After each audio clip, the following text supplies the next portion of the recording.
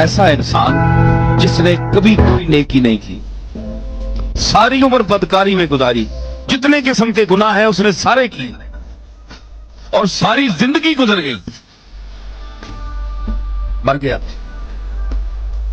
کچھ لوگ گئے اس کے جنازے پر، حضرت سفیان ثوری کے دل میں یہ خیال آیا کہ یہ تو بڑا شرابی اور گندا انسان تھا اور ساری زندگی اس کی گندے ماحول میں گزری اور بدنام ترین ہے اس شہر کا، مجھے زیب نہیں دیتا کہ میں اس کے جنازے میں جاؤں۔ میرا تقوی خیال آیا، حالانکہ انہوں نے تکبر نہیں کیا، بس اللہ نے پکڑ لیا، آدمی دفن ہو گیا۔ رات کو حضرت سفیان ثوری خواب میں کیا دیکھتے ہیں کہ اللہ فرماتا ہے کہ سفیان تو نے بڑی عبادت کی، بڑا تقوی کیا، مجھے پتا ہے، لیکن وہ بھی میری مخلوق میں سے تھا۔ تمہیں پتا نہیں ہے کہ میں اعمال کا بدلہ دیتا ہوں اور غفور الرحیم بھی میں ہی ہوں۔ یغفر لمن یشاء ویعذب من یشاء کا مقام بھی میرے پاس ہے۔ اگر اپنے تقوی اور عاقبت کی خیریت منانی ہے تو جاؤ اس کی قبر پر حاضری دو، جاؤ اس کی قبر پر۔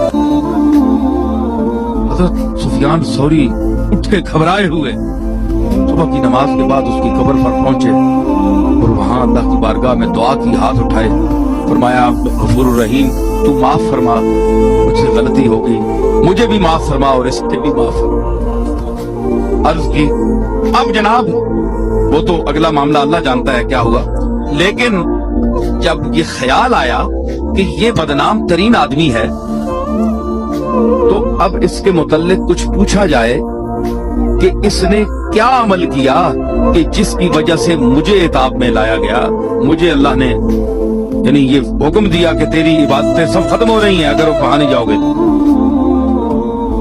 اس کی بیوی کے پاس آئے، پوچھا سناؤ اس کا کیا عمل تھا؟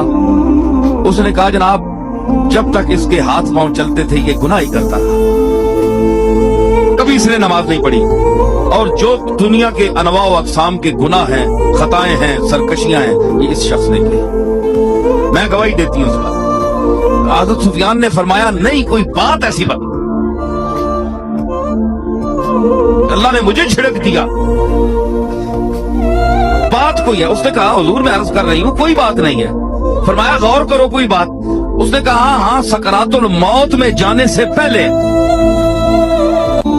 کہ جب انسان کا منہ کھل جاتا ہے، آنکھیں ٹک ٹکی بن جاتی ہے، وہ سکرات الموت ہوتی ہے، اس وقت توبہ قبول نہیں ہوتی، یہ حدیث میں بھی ہے، حضور نے بھی فرمایا۔ اس سے پہلے کا ذرا عالم تھا جب ہوش میں تھا، اس کی آنکھیں آنسوؤں سے بھری ہوئی تھی، یہ بیوی کہہ رہی ہے حضرت سفیان سے، میں نے دیکھا اس کی آنکھیں آنسوؤں سے بھری ہوئی تھی اور آسمان کی طرف آنکھ اٹھا کر دیکھ رہا تھا اور کہہ رہا تھا کہ اے آسمان اور زمین کے مالک، اس شخص کا کون ہے تیرے سوا؟ تیری تو دنیا بھی ہے، تیری تو عقبہ بھی ہے، یہ جہان بھی تیرا، وہ جہان بھی تیرا، ساری دنیا اور مخلوق تیری، میرا تیرے سوا کون ہے؟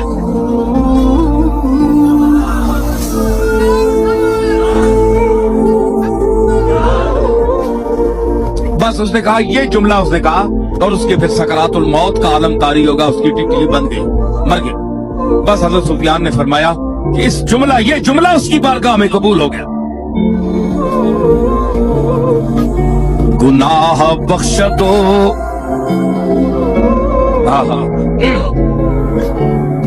بخش دو، دل بخش دو، زبان بخش دو،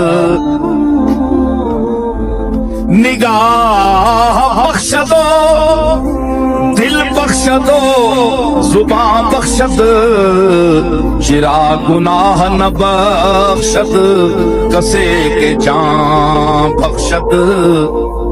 گرامی جلندری فرماتے ہیں کہ وہ نگاہ دیتا ہے دیکھنے کے لیے، زبان دیتا ہے بولنے کے لیے، اور جان دیتا ہے بدن کو توانا رکھنے کے لیے, چلنے کے لیے, تمام اپنا نظام چلانے کے لیے. چرا گناہ نہ بخشت کسے کے جان بخش, وہ گناہ کیوں نہیں معاف کرتا جو جان بخشی کر دیتا ہے, جان جیسی لطیف چیز ڈال کر اس جسم کو جلا دیتا ہے.